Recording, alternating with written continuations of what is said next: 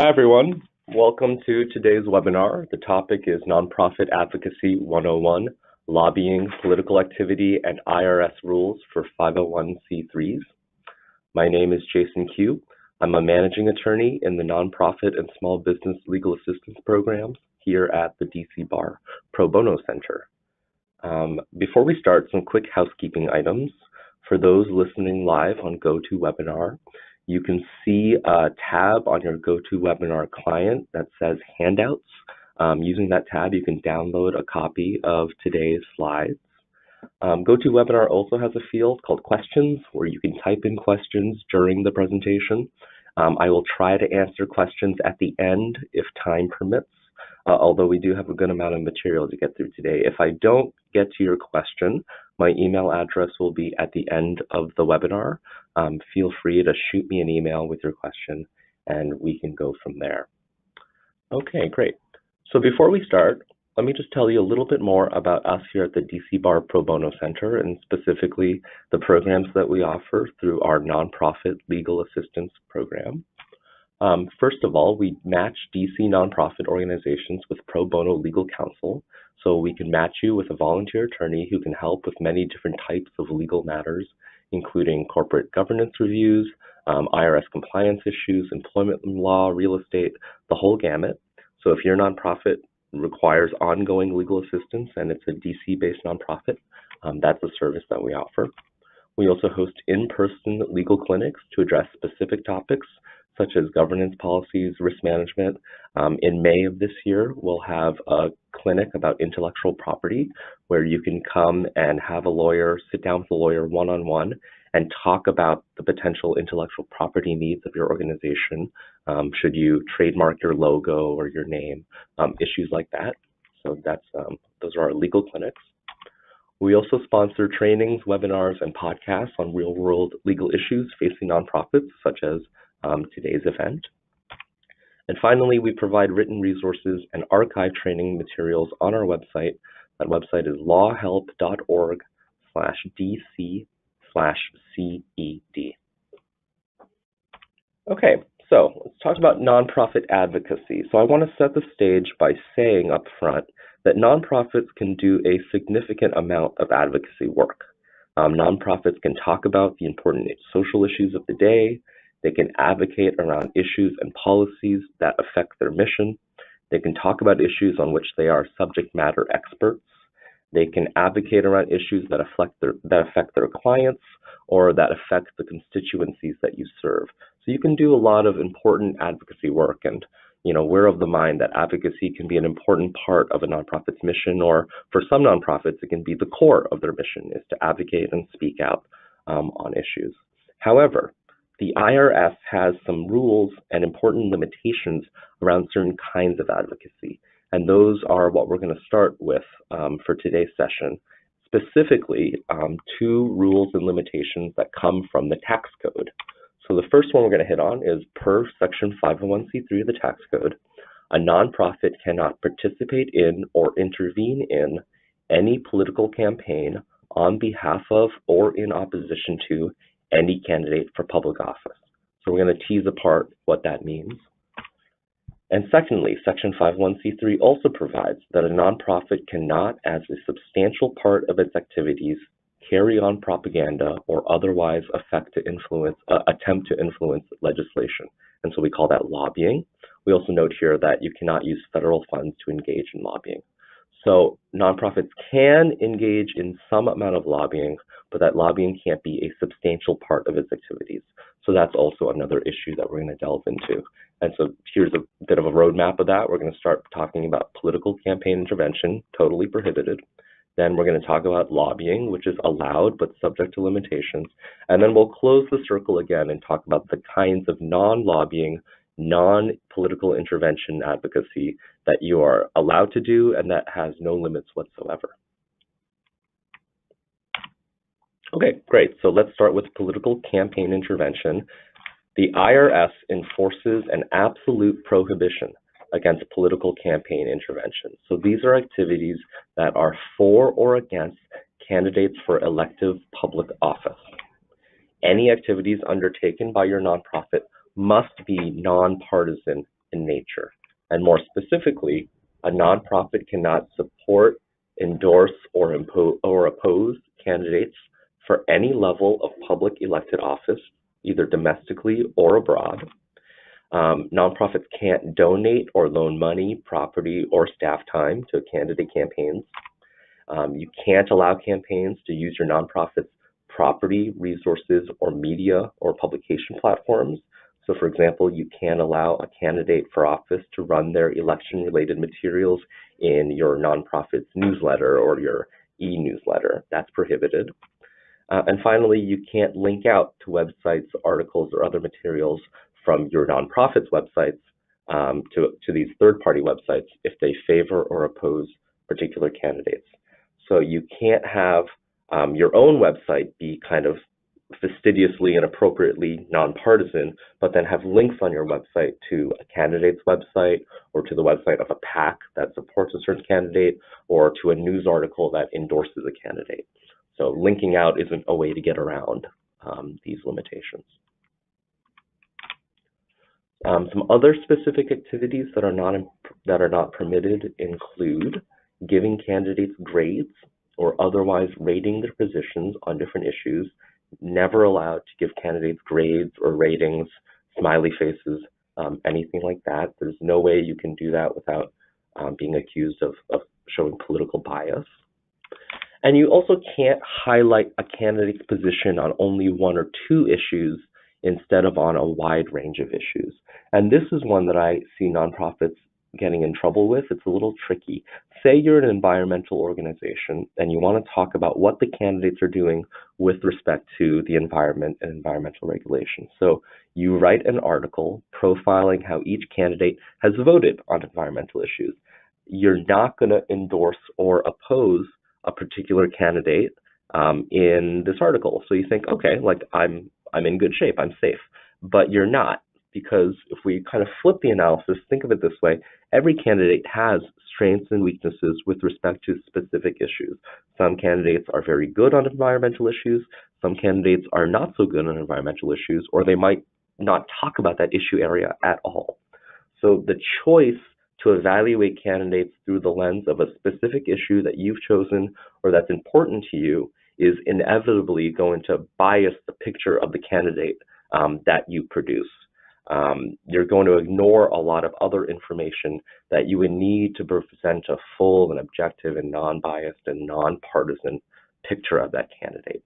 So since nonprofits are not allowed to present partisan or biased pictures of a candidate, you have to avoid talking about candidates solely on the basis of how they perform in a specific issue area that your nonprofit might care about. And finally, this is kind of a catch-all, but nonprofits can't issue statements with respect to an issue where it appears based on the totality of the facts and circumstances that the statement is intended to influence an election. So those are what you can't do with respect to political campaign intervention. Let's tease out some kind of nuances here and some things that you can do. So voter education activities are permitted, provided that they are carefully conducted in a nonpartisan manner. So you can educate voters about candidates and elections generally, so long as you do it in a very carefully constructed nonpartisan manner. For example, you can host a candidate forum, but you have to invite all the candidates. You have to cover a wide variety of issues. That goes back to what we were just talking about. You have to give candidates equal opportunity to speak, to participate, and you can't ask leading or biased questions. You can publish the comprehensive voting records of the candidates. You know, that's objective information. It's out there in the public realm, but you have to cover a wide variety of issues, and you can't include editorial comments or other comments that would indicate bias or that could appear to indicate bias. You can publish responses from all the candidates to a questionnaire that you provide on a wide variety of subjects. Again, no editorializing, no bias. And finally, you can engage in activities that are intended to encourage people to participate in the electoral process, to be informed voters, to get out to vote. So you can do voter registration and get out the vote drives. But again, you have to do them in a completely nonpartisan manner. So definitely cannot allow campaign literature or banners or signs or slogans in the vicinity of your get out to vote or voter registration efforts. So as you can see here, you can do advocacy and programming around elections and around the electoral process, but you have to treat all the candidates in a fair and nonpartisan and equal manner. Another little distinction I want to talk about is the difference between political campaign intervention and advocating as an individual citizen or advocating in a personal capacity. So a nonprofit's leaders, board members, and employees are not prohibited from running for office, and they're not prohibited from speaking out about candidates or about elections. However, you must do so as a private individual and not as a representative of the organization. So you cannot make any partisan comments in your official capacity as a leader or employee of a nonprofit organization. You can't make partisan comments in the organization's own publications or online platforms. And you can't make partisan comments at the organization's meetings or events. The organization itself should also not directly or indirectly authorize or ratify the political speech that's made by affiliated individuals, and you shouldn't reimburse speakers in any way when they go out and make that kind of speech. So, you know, it's pretty common sense and straightforward rule here. You're allowed to talk about campaigns and candidates in your individual capacity, but make sure there is a strong barrier, a strong distinction when you're doing that kind of speech versus when you're talking in your official capacity as someone affiliated with a nonprofit. And that means, you know, clearly disclosing at the beginning of a statement, you know, that has political content that you're doing so in your personal capacity. That's an important point. Okay, one moment. And so let me also talk about another side of that, which is when you have candidates speaking in a non-candidate capacity at your nonprofit's events. So you are allowed to invite political candidates to speak before your organization in their non-candidate capacity. Maybe it's because they are subject matter experts, maybe it's because they're community figures, or they're notable individuals in their field. You have to ensure that there's no mention of the speaker's candidacy by the individual or a representative of your organization during this kind of event. The speaker can't talk in their candidate capacity.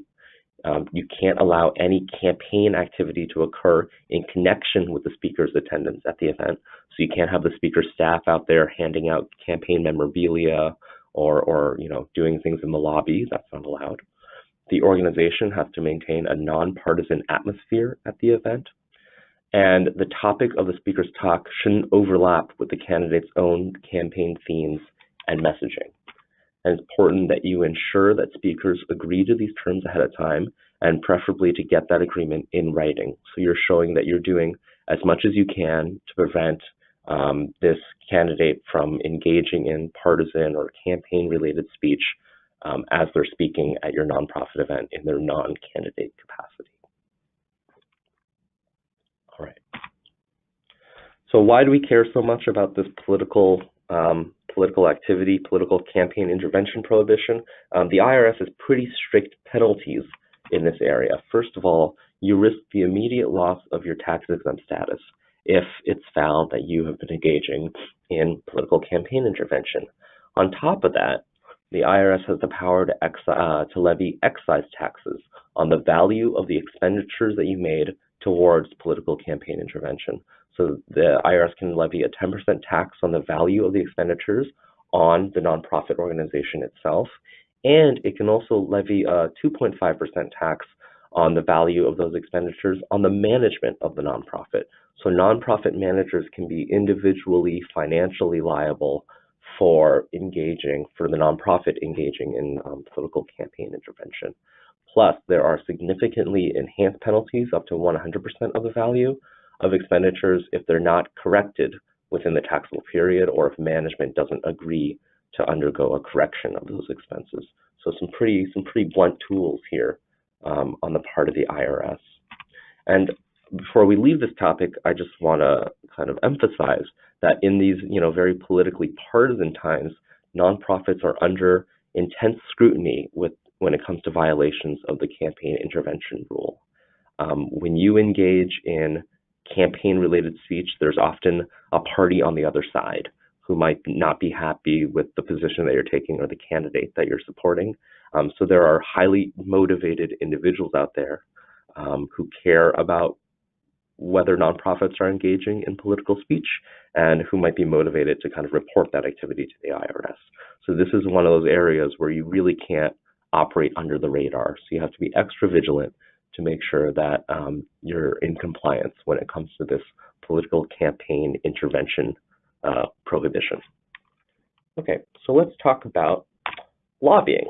So that was campaign intervention. Now, as I said, when it comes to lobbying, we're talking about speech and activities that relate to pending legislation, so bills, resolutions, etc. And we'll get into the definitions a bit later. Nonprofits are allowed to lobby. So if there is a bill coming down the pike that affects your nonprofit's clients or that are relevant to your nonprofit's mission, you can advocate around that kind of bill. You can push for the proposal or for the adoption or for the opposition of that bill. But there are limits to the amount of lobbying that you can do as a nonprofit. So that's what we want to explore here. And there are two different tests that your nonprofit can use to calculate the amount of lobbying that it's allowed to do. The first one is what we call the substantial part test, and that comes from the language of the tax code itself. So you've heard this before. A nonprofit can engage in lobbying so long as it's not a substantial part of their activities. Kind of figuring out what constitutes a substantial part is a fact and context-sensitive inquiry. Call it a facts and circumstances test. You sort of know it when you see it. There are no clear, bright lines. It really depends on the specific context, the specific speech, and the nonprofit's kind of other activities. So the IRS considers a wide variety of factors, including the time spent by employees, contractors, and volunteers, and the financial expenditures devoted to lobbying versus the organization's expenditures and activities as a whole. So the IRS will look at the big picture and say, is lobbying a substantial part of this nonprofit's activities? Of course, as you might be thinking, this can cause a lot of uncertainty for nonprofits. There's no bright line as to what constitutes substantial or insubstantial amounts of lobbying. And courts have said that the financial amount that's spent is not itself determinative, and there's no bright line for every case.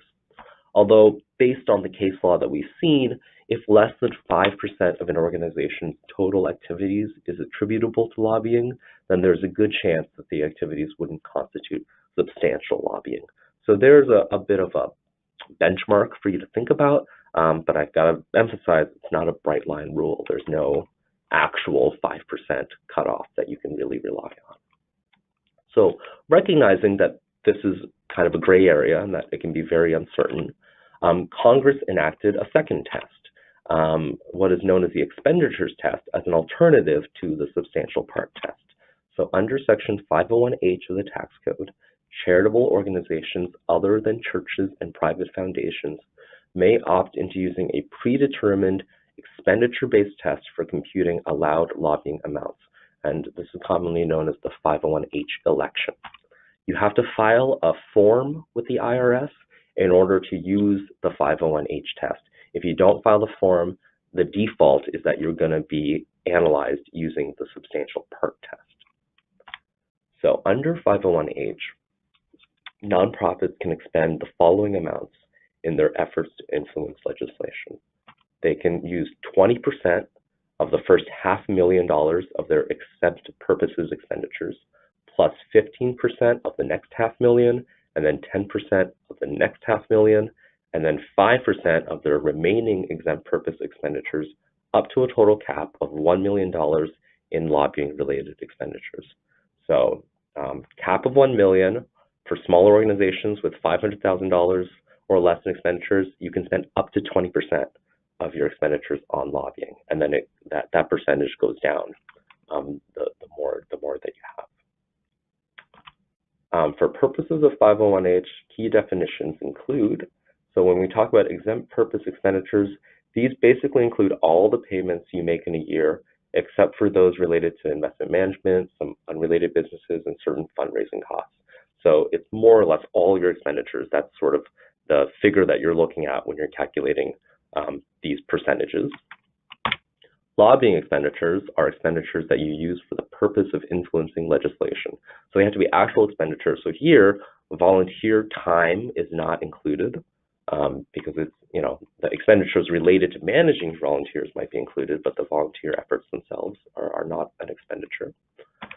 And here's the big definition we should think about. What is legislation? So this includes actions by Congress, state legislatures, city councils, and other elected bodies with respect to pending or proposed bills or resolutions. And that can include the budget appropriation process. It includes legislative confirmation of individuals for office. So for example, federal judges or executive branch officials. It can include ballot initiatives, referenda, constitutional amendments, and other voter-directed actions. So even if there is no legislative body involved, these initiatives can be considered legislation that you can lobby around. And it includes adoption of international law. And then we get to this other term. Well, what does it mean, influencing legislation? So there are two kind of facets to this. It includes attempts to influence specific legislation by communicating with any member or employee of a legislative body or with any other government official or employee who may participate in the formulation of legislation. So this includes your lawmakers, your congresspeople, it includes their staff, but it also includes other government officials who might participate in the lawmaking process. And we call these communications direct lobbying. It can also include any attempt to influence specific legislation by attempting to affect the opinions of all or part of the general public and calling these members of the general public, calling them to action. And when you have all of these kind of elements together, we call that grassroots lobbying. Okay. Keep going. So let's talk about these two kinds of lobbying under 501H, direct lobbying. So direct lobbying, again, is any communication with government officials or employees who may participate in the formulation of legislation, but only if the principal purpose of the communication, is to influence legislation. So the communication must, first of all, refer to specific legislation, and it has to reflect a view on the legislation. If you're missing either of these elements, it's not considered lobbying at all. So for example, it's not lobbying to communicate about pending legislation, but to express no view about the legislation. It's also not lobbying to communicate about the need for legislation generally without referencing a specific bill. And I think this is an important note for folks because some nonprofits think that any communication with a congressperson or with legislative staff is always going to be considered lobbying. And what we want to say here is that, you can educate lawmakers about issues, you can sort of brainstorm potential issues that, there could be legislation around.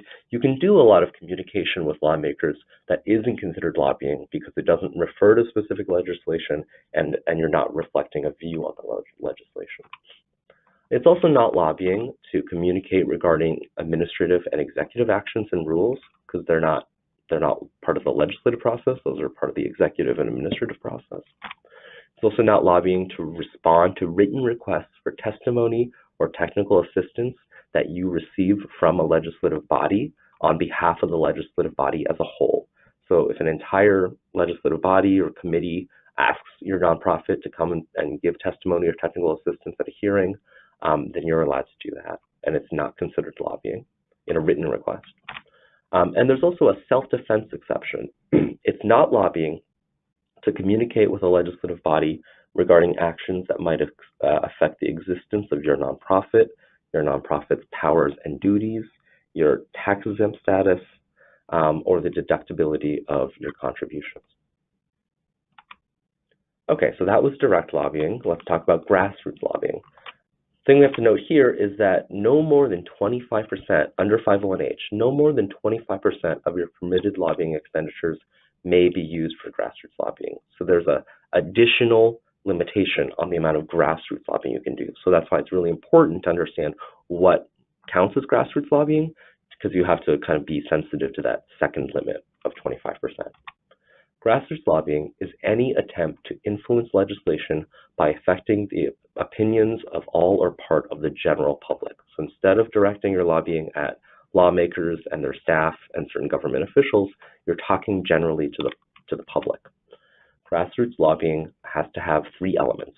Your communication must refer to specific legislation, it must reflect a view on such legislation, and it has to encourage the recipients of the communication to take action with respect to such legislation. So it has to include a call to action. That call to action can take a few forms. It can include directly asking the recipients to contact their legislator or other people who might be involved in the lawmaking process. And you see this all the time, at the end of a advocacy commercial, they'll say, call your legislator to pass bill XYZ or something like that. You can also just include specific contact information in your communications, like their phone number or their email addresses, to kind of instruct your listeners to contact lawmakers. You can provide folks with a petition or tear-off postcard or form letter that they can then forward to lawmakers. That's a call to action. Or you can specifically identify legislators who will vote on the legislation and who have a different view from you or are undecided with respect to the legislation, or is the recipient's representative in the legislature. If you give enough of those kind of hints in your communications, the IRS is going to conclude that you're trying to encourage people to actually contact their legislator. Or you can specifically identify members of a legislative committee that will consider the legislation. So it's not grassroots lobbying if there is no call to action. So your nonprofit is allowed to, put out an op-ed that says the proposed DC universal paid family leave bill will benefit working families. And you can write an article like that. If you're very careful to not include a call to action in your piece that encourages or instructs people to take some sort of action to push for the legislation or against the legislation, then you're not in the realm of lobbying. So that's a little nuance that a lot of folks might not be aware of. Okay, so another point here is this point about subsequent use of research or communications for lobbying purposes. So when a non-lobbying communications or research are used subsequently to encourage others to take action with respect to legislation, that communication or research may be treated retroactively as grassroots lobbying communications, and the expenses related to preparing and distribute those communications or research materials could count against your lobbying expenditure budget. So here's an example. Let's say your organization spends 50% of its budget writing a very detailed research report, let's say about like food security in the District of Columbia. The report doesn't mention legislation at all and doesn't express a view on pending legislation. It just looks at the needs of the people in your community. That's fine. That's not lobbying. But if the report is subsequently used as part of a lobbying effort in support of or against specific legislation, the IRS could retroactively consider all the money that you spent on that report to be a lobbying expenditure. And that means, if you spent 50% of your budget on that, you're going to be way over not only your grassroots lobbying limit, but your overall lobbying limit. So that can cause a lot of trouble. Fortunately, there's a safe harbor rule. So this rule, this kind of retroactive analysis won't apply if the organization paid for the expenses of the communications or research 6 months or more before the time they were used for lobbying, or if you can establish that the primary purpose of the original materials was for a non-lobbying purpose. And to determine what the primary purpose was, you're going to look at a lot of facts and circumstances. You're going to look at the extent to which the organization's non-lobbying distribution of the material compares against the lobbying use of the material, and you're going to look at whether the subsequent use of the material was by the organization, by a related organization, or by a totally unrelated organization. So, to go back to my example, say you wrote that detailed report and it wasn't used as part of a lobbying effort until a year later, then you're in the safe harbor. You're not going to have those expenses retroactively counted as lobbying expenses. Or even if it's used within 4 months, let's say that your organization never intended to use the report as part of a lobbying effort, that you disseminated the report to academics and allied organizations and community members just as an educational kind of piece and not as part of a lobbying effort. And let's say that the report was used for lobbying by a totally unrelated organization. If we take all those facts together, then you're probably also in the safe harbor because you can show that the primary purpose of this report was not really to spur the passage of specific legislation. But you definitely don't want to fund reports and publications under the guise of them being non-lobbying expenses when at the end of the day, you intend for them to be used for lobbying purposes, and they are in fact used for lobbying purposes. That's not a workaround that's going to succeed. Okay, so the use of materials by affiliated organizations or lobbying expenditures for affiliated organizations. The same lobbying limits that apply to one entity also apply to all the organizations that are affiliated with it, regardless of whether those affiliated organizations chose the 501H election. You look at the total income when determining your lobbying limits. So a group of affiliated organizations will share one pool of lobbying funds under 501H, and if one of the affiliated organizations goes over the lobbying limit based on that pool, it's going to affect the 501c3 status of all the affiliated organizations.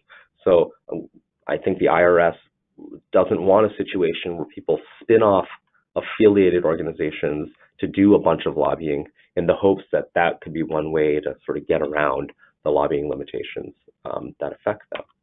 So a violation by one is considered a violation by all. If, as I mentioned, if one affiliate organization exceeds the combined limits, then they all have. In this case, affiliated organizations have a pretty specific definition. These are organizations that are either required by their governing documents to follow the decisions of another organization with respect to legislative issues, or that have boards which include a controlling faction or of representatives from another organization that could then control whether the organization follows the lead of the kind of parent or controlling organization. So, if you're thinking about creating this sort of affiliate structure as a way to do a lot of lobbying outside of your primary organization, the IRS has thought about this and it's not going to be allowed. Let's talk about lobbying by non-affiliated organizations. So any amounts given by a 501c3 to another organization for purposes of lobbying or political activity will be treated as a lobbying expenditure by the giving organization. So this includes in-kind support, such as shared employees or office space. So if an organization makes a grant to another organization, it should include language that the funds cannot be used for lobbying or political activity. If the organization does want to fund lobbying, you have to carefully account for that and count the activities of your funded organization against your own 501c3's lobbying limit. I think where this comes up a lot is in the context of fiscal sponsorship arrangements.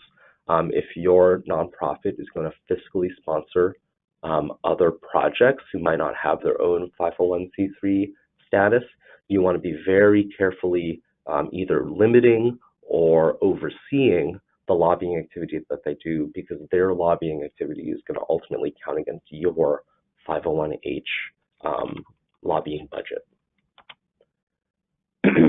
Also, hyperlinks to another website with political or lobbying activity could also end up being attributable to your organization. So again, linking out doesn't get you out from under these rules. So just to kind of bring all of that together, because it was quite a bit. If you're thinking about lobbying, there's some questions to ask yourself. First, you should decide, should we make the 501H election, or should we operate under the substantial part test? The benefits of doing 501H include you have greater certainty regarding compliance. So as we saw with 501H, there are very clear, bright line expenditure amounts that you can engage in. And as long as you stay under that expenditure cap, you know that you're going to be okay. Whereas under the substantial part test, there are no bright lines anywhere. It's a know it when you see it kind of test. And you might always be wondering, oh, is this little bit of lobbying that I did going to put me over my lobbying limit? Also, generally speaking, you have higher lobbying limits. As we saw, it could be up to 20%.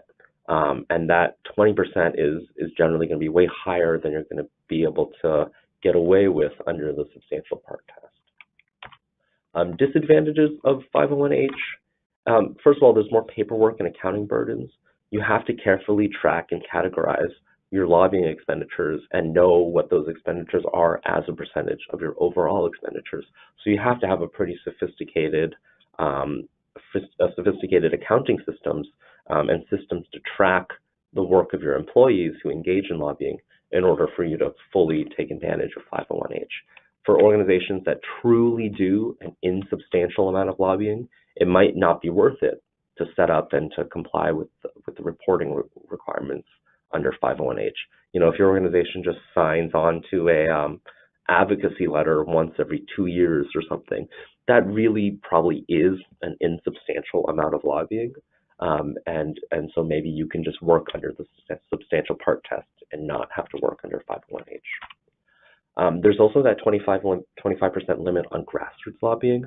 So if the little bit of lobbying that your organization does tends to be predominantly grassroots lobbying, 501H might not be a good fit for you. And there are potentially lower lobbying limits for very large organizations. And I'm not sure if this is going to affect anyone listening today, but if your organization has over $17 million in expenditures, you might actually be able to spend more on lobbying under the substantial part test. And then if you do decide to take the 501H election, you have to carefully track your lobbying expenditures. You have to categorize your lobbying expenditures as either direct or grassroots lobbying. You have to keep your overall expenditures under the 501H cap. And you have to keep your grassroots lobbying expenditures under 25%. So that's sort of the thought process that you have to go through, or the analysis that you have to go through to be able to operate under 501H. I should also note it's sort of out of the scope of today's presentation, but there are also state and federal lobbyist registration requirements that apply. So if your organization does engage in lobbying and has employees that engage in lobbying, they should look into whether they have to register. And on the last slide, I'll have a link to our website again. We do have a few legal alerts about lobbyist registration in the District of Columbia that you might be interested in. So what happens if you engage in excess lobbying? We talked about the penalties for political intervention. So the penalties for excess lobbying above your allowed cap are also significant. If you're taking the 501H election, the IRS can levy an excise tax of 25% on the value of the excessive lobbying that you've done. And eventually, you can lose your tax-exempt status if your lobbying expenditures exceed the permitted amount by more than 50% over a 4-year period. If you don't take the 501H election, there's the risk that you will immediately lose your tax-exempt status if you conduct excessive lobbying. And the IRS can impose a 5% excise tax on the value of the lobbying expenditures for the year in which you exceeded your lobbying limit. So this is another benefit of the 501H election. The sort of penalties and penalties system under 501H is a little bit more lenient and a little bit more gradual than what you get under the substantial part test.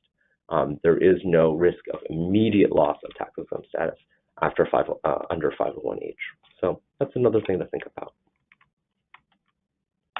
All right, so we did political intervention, can't do it at all. We did lobbying, you can do a certain amount of it, depending on what test you use. And now let's go back to advocacy that is not lobbying and that is not political intervention.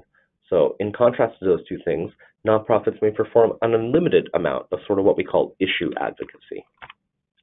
Issue advocacy involves educating and influencing third parties, such as the general public or policymakers, on social issues that are important to your nonprofit. And it's okay if your advocacy touches on issues that divide candidates for public office. Advocacy is not political campaign intervention because you do not mention candidates or elections. And advocacy is not lobbying because you're not going to mention specific legislation and/or express a view on the legislation. So examples of advocacy efforts that you can engage in can include publishing nonpartisan reports, white papers, op-eds, research papers, and other materials containing information and/or expressing viewpoints related to an issue area. That's unlimited advocacy work, just sort of education, research, policy papers, all good. You can engage in mail or radio campaigns that educate and influence the general public about an issue. You can engage in online campaigns that raise awareness, that spread information or messaging around an issue area. You can communicate to your nonprofit's own members about legislation when there's no call to action. Remember, when there's no call to action, that's not considered a lobbying communication. You can participate in impact litigation. So, we have a whole other branch of government in the courts, and participating in litigation as either a litigant yourself or by writing amici briefs is a way to advocate that is not considered lobbying or political intervention. Continuing on, you can testify, and we've mentioned this before, you can testify before congressional committees or other government bodies, provide written testimony, or provide other forms of technical assistance in response to a written request that's been made on behalf of that government body. You can also educate legislators, policymakers, and staff on issues without referencing pending legislation or communicating a viewpoint on legislation. This is a big one. You can advocate before administrative and executive agencies, including participating in agency proceedings and regulatory rulemaking. So that includes our big federal agencies, but it can also go down to the local level. Executive and administrative bodies that are not lawmaking bodies are not therefore subject to these lobbying limitations. And finally, you can mobilize individuals to demonstrate or rally in response to societal events or actions taken by executive branch or administrative bodies. So I just, put this list out there to show that there's a really big, robust list of activities that you can do that are issue advocacy that are outside the realm of either lobbying or political intervention. And at the end of the day, how your nonprofit wants to balance its advocacy work is up to you. A lot of nonprofits avoid lobbying altogether, talking about specific legislation, and want to focus all of their advocacy efforts in the realm of issue advocacy, just so that they don't have to worry about the whole substantial part thing or the 501(h) election. And what you can see here is you can do a significant amount of that advocacy without ever having to kind of step into the lobbying arena. Or you might choose to, do as much lobbying as you can, and that's also acceptable as well. So that's sort of a business decision and a mission-related decision for your nonprofit. There is a distinction, however, between advocacy and political campaign intervention when we're in an election season.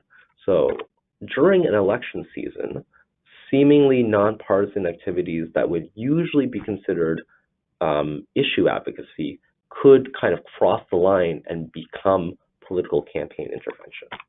The IRS looks at several factors to determine whether or not an advocacy effort is intended to influence an election.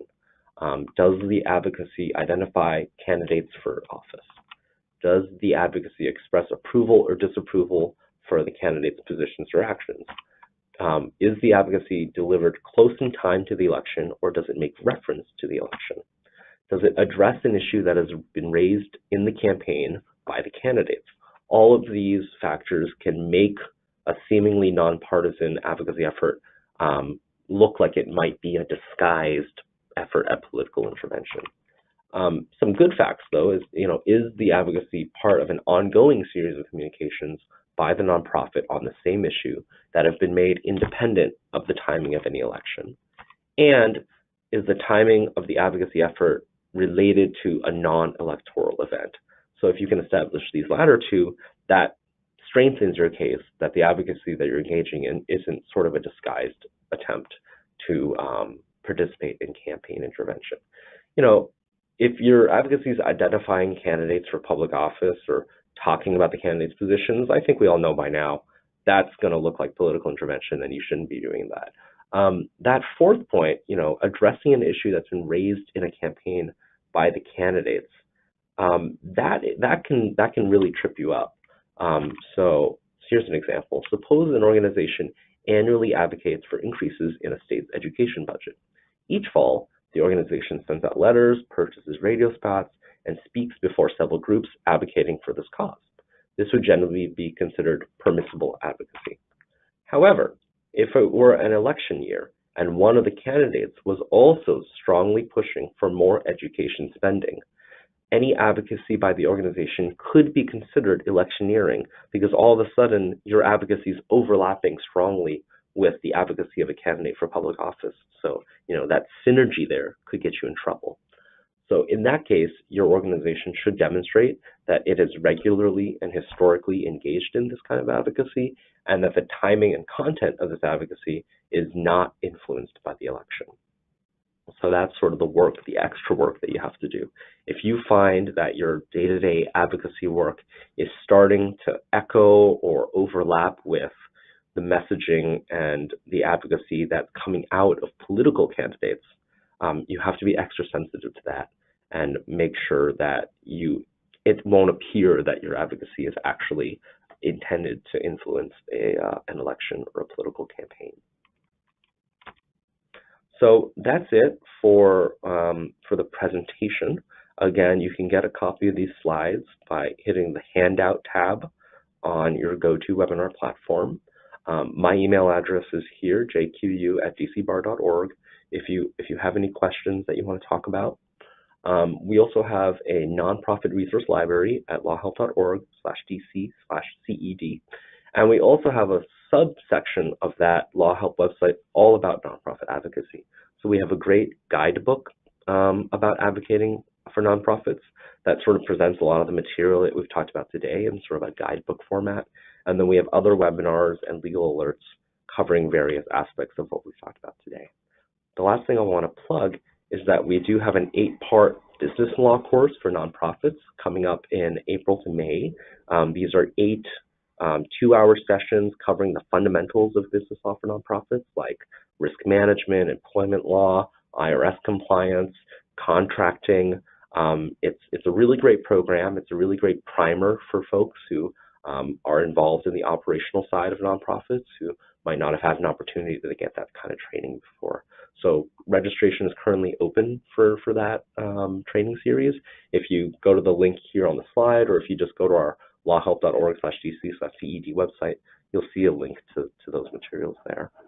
So because we have a few minutes, let's see if we have any questions that we can address. So please bear with me as we kind of go through some of the questions. Here's a question. So if board members are not prohibited from running for office, we talked about that, can they hold office? Well, first of all, a person who's holding public office, there might be limitations on their end, from the legislature or the body that they're holding office in that prevents them from serving on the board of your nonprofit. So that decision might not ultimately be a decision for your nonprofit to make, and so that board member might likely decide independently that they cannot be on your board. But if they do continue to be on your board, remember that the prohibition is on electioneering.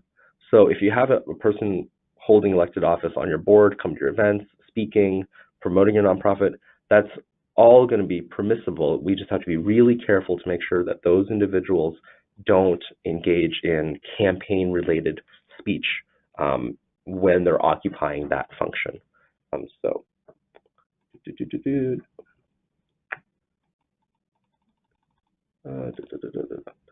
if you embed links to an unrelated affiliated organization on our website, it can count against our lobbying budget. Is that based on the cost of the embedded link or the allocated cost of maintaining the website. So yeah, the kind of calculating, so let's say, I think we're assuming right now that we're under the 501H election, which is because that's an expenditure-based regime. So calculating costs generally in that space can be difficult. How do we assign a financial value to the various lobbying communications that we might be engaged in? So when you link out to kind of a third-party, unaffiliated organization that does lobbying, theoretically that can come back and count as a lobbying expenditure for your organization.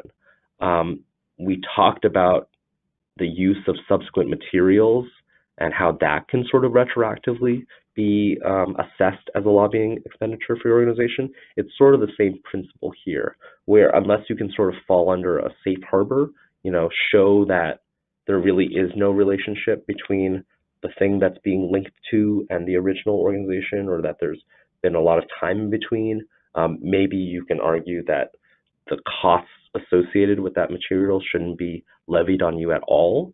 But, if the IRS can find a strong nexus between the thing that you're linking to and your organization, or find that you're actually an affiliated organization, then the actual cost of preparing that material could be retroactively applied to your organization. In either case, yeah, the kind of marginal costs of actually doing the linking and the staff time of putting together that kind of communication, or that web page, that could be considered a lobbying expense. For sure. Someone was mentioning that they had trouble finding the slides. So again, you go to your GoToWebinar client, and there are a bunch of kind of horizontal menu items, and one of those is handouts with a little white arrow. And if you click down that arrow, you should be able to download the handouts. Okay, great. So if folks have any other questions, please feel free to email me. Otherwise, it was great speaking to you today. Have a great day.